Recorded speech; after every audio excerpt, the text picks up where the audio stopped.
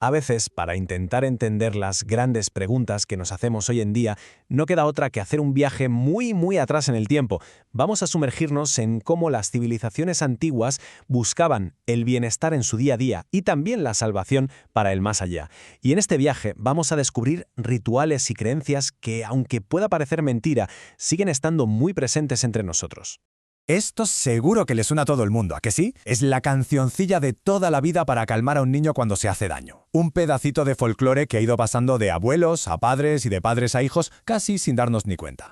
Pero, un momento. ¿Y si le damos una vuelta? ¿Y si esta rima no fuera solo una rima? ¿Qué pasaría si, en realidad, estuviésemos repitiendo el eco lejano de un antiguo conjuro? El vestigio de una creencia que le daba a las palabras un poder de sanación muy real. Pues sí, la cosa va por ahí. Resulta que muchísimas de nuestras costumbres, de nuestros refranes, son precisamente eso, ecos de la antigüedad. Son, por así decirlo, la versión moderna de prácticas que hace siglos pertenecían al mundo de lo sagrado, de la religión y, por supuesto, de la magia. Y es que, en el fondo, si tiramos del hilo de todas estas prácticas, llegamos siempre al mismo sitio, a un anhelo que no ha cambiado nada a lo largo de los siglos. Hablamos de la búsqueda de la salvación, esa necesidad tan nuestra, tan humana, de estar bien en esta vida y, para muchos, de asegurarse de que hay algo más allá. Y ojo, que para conseguirlo, el mundo antiguo tenía todo un arsenal de herramientas que es sencillamente fascinante. Desde la astrología y los cultos a los astros, hasta prácticas de magia, ritos de iniciación secretos, la consulta a oráculos, vamos, todo un abanico de creencias para intentar influir en el destino. Vale, y la clave para entender todo esto está en cómo veían el universo. No se sentían como seres aislados, como motas de polvo perdidas en la inmensidad. Para nada, se veían como una parte integral de un gran todo, totalmente conectados con el cosmos y sus ritmos. Todo se basaba en la idea del microcosmos y el macrocosmos. Es un concepto que en realidad es bastante sencillo, la creencia de que el ser humano es un reflejo a pequeña escala de todo el universo. Por eso, lo que pasa allá arriba en los cielos tiene una conexión directa con lo que pasa aquí abajo, en la Tierra, y dentro de cada persona. Claro, si uno piensa así, de repente la astronomía y la astrología no parecen tan diferentes, ¿verdad? Una observaba el movimiento de los planetas y las estrellas y la otra interpretaba qué significaba ese movimiento para la vida de la gente. Eran en esencia dos caras de la misma moneda cósmica. Y es que ese cielo estaba vivo, poblado por identidades con un poder inmenso. La Tierra, por supuesto, era Gea, la gran madre que todo lo nutre.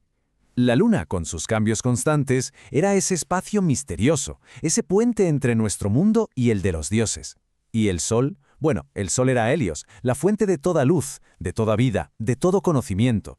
Pero la gente de la antigüedad no era de quedarse solo mirando el cielo, ¿eh? Si el cosmos influía en ellos, la gran pregunta era, ¿podemos nosotros influir en el cosmos? Y la respuesta que se daban era un sí rotundo. La herramienta para conseguirlo era precisamente la magia y los rituales.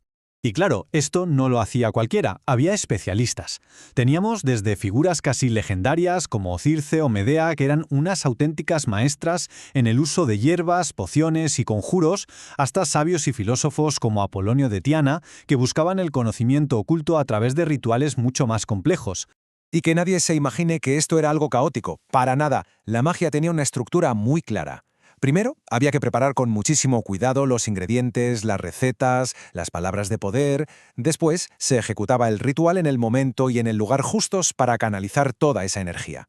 Y muy a menudo todo terminaba con la creación de un objeto, como un amuleto, para que ese poder se quedara ahí protegiendo a la persona. Pero la búsqueda del bienestar iba mucho más allá de los conjuros. Implicaba un concepto de terapia muchísimo más amplio, un cuidado que abarcaba tanto el cuerpo como el espíritu.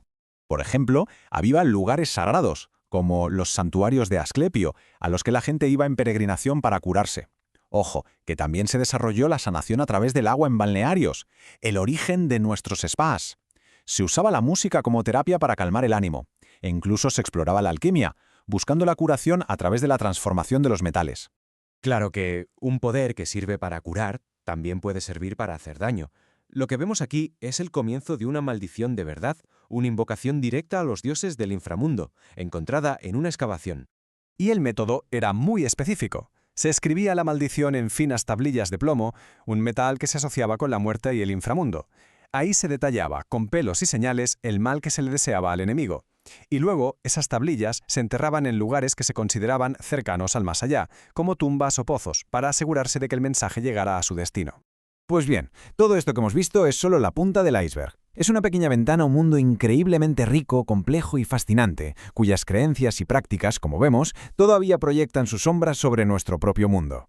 De hecho, este viaje en el tiempo está inspirado en un curso online absolutamente fascinante que se llama así: Cómo asegurarnos la salvación, prácticas de la antigüedad. Lo ofrece el Colegio Oficial de Doctores y Licenciados en Letras de la región de Murcia, y es una oportunidad única para profundizar en todos estos temas desde casa.